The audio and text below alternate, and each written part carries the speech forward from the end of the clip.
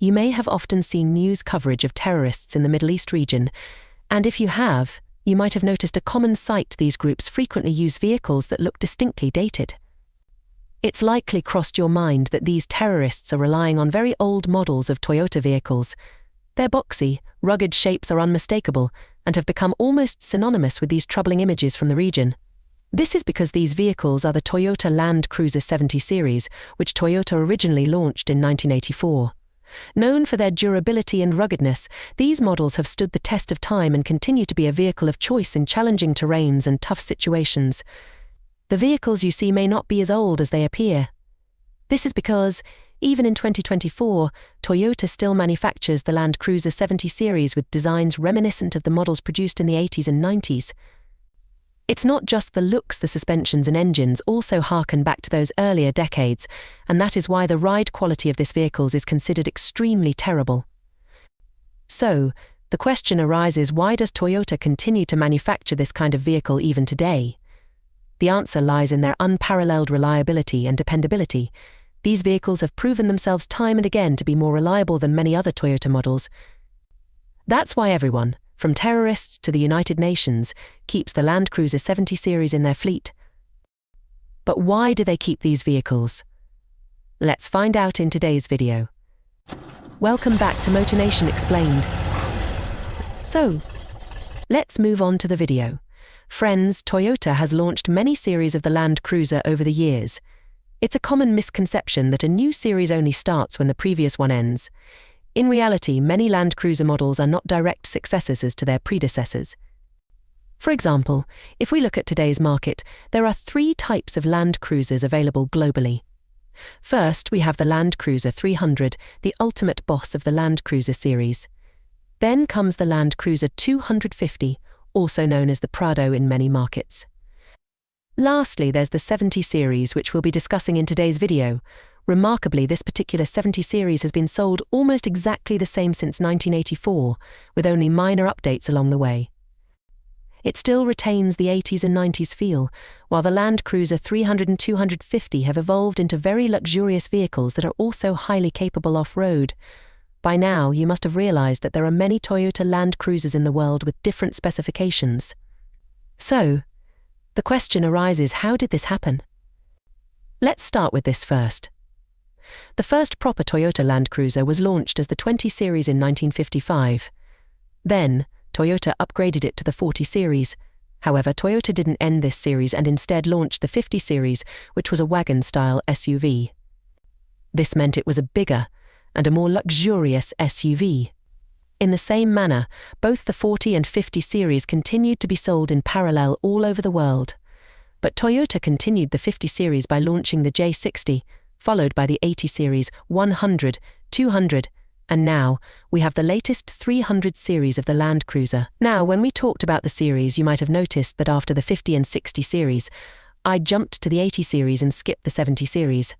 I did this because, in 1984, Toyota replaced the 40 series, which was running parallel to the 50 series, with the 70 series. The 50 series vehicle has now evolved into the 300 series, which is a luxurious and highly capable off-roader. However, as the series of these vehicles progressed, they became more expensive and increasingly out of reach for the average person. That's why, after the 40 series, Toyota introduced the 70 series, a highly capable off-roader. However, the interior of the 70 series lacked the modern amenities found in contemporary vehicles, which helped Toyota keep the cost of the vehicle very low. That's why in many developing nations with dangerous terrains and harsh weather conditions, this vehicle became a workhorse. It's commonly seen in Middle Eastern and South American countries. However, their largest market isn't in the Middle East or South America, it's actually in Australia. If I specifically talk about Australia, the demand for this car is so high there that there is a waiting of 4 years of this vehicle. Why is it so? Well, simply because of its simplicity and capabilities. Australia is the 6th largest country in the world, and unlike other big countries, the population inside Australia is very low compared to its size. It's so low that it ranks 4th in the list of least populated countries. This means that people living outside the cities have to drive and travel long distances for their small needs.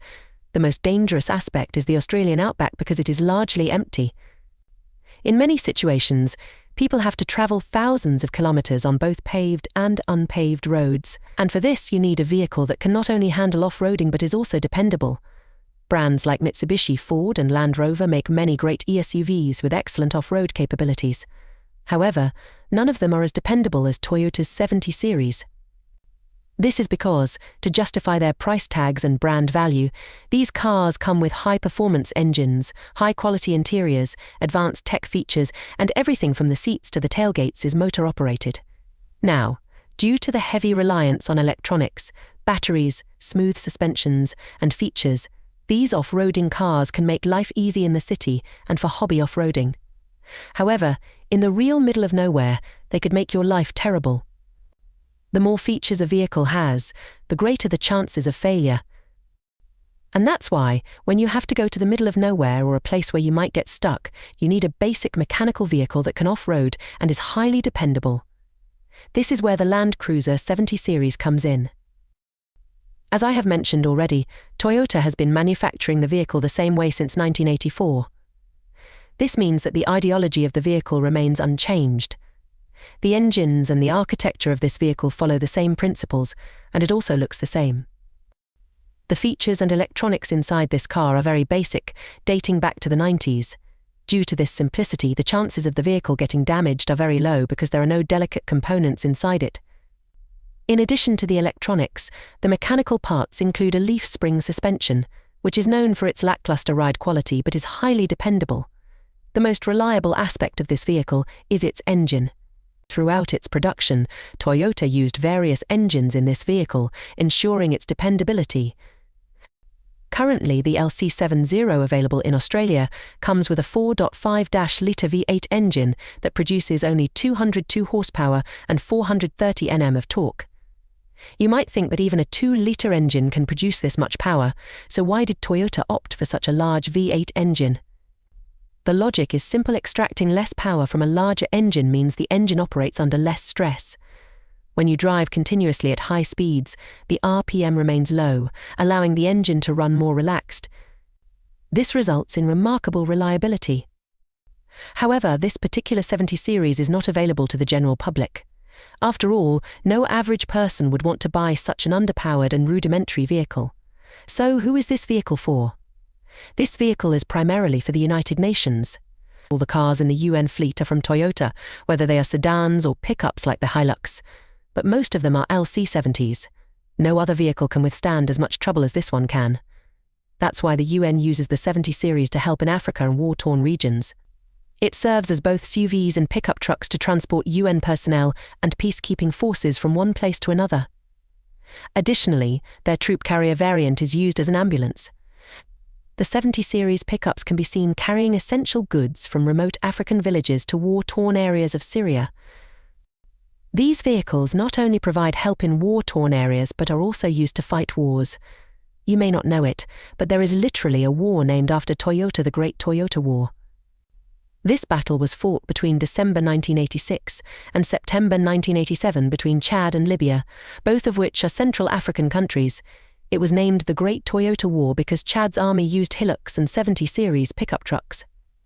With the help of these vehicles, they defeated 7,500 Libyan soldiers and destroyed equipment worth about $1.5 billion. All of this was achieved using Toyota pickups. Well, this was long ago, but Toyota pickups are still being used to fight wars today. These days, they are not used by armies but by terrorists, who convert these vehicles into makeshift tanks and use them in Middle Eastern conflicts. You may have seen many such videos. A similar story is related to ISIS. When ISIS started posting its propaganda videos, one of the vehicles prominently featured was a Hilux and the other was a 70 series pickup. After seeing so many Toyota vehicles, American officials asked Toyota why these people had only their vehicles. In response, Toyota stated that they do not know how their vehicles reached the terrorists or how they procured them, because once the vehicle comes out of the hands of the first owner or is stolen, they no longer have records of that particular vehicle. In the case of ISIS, it is believed that these vehicles might have been stolen.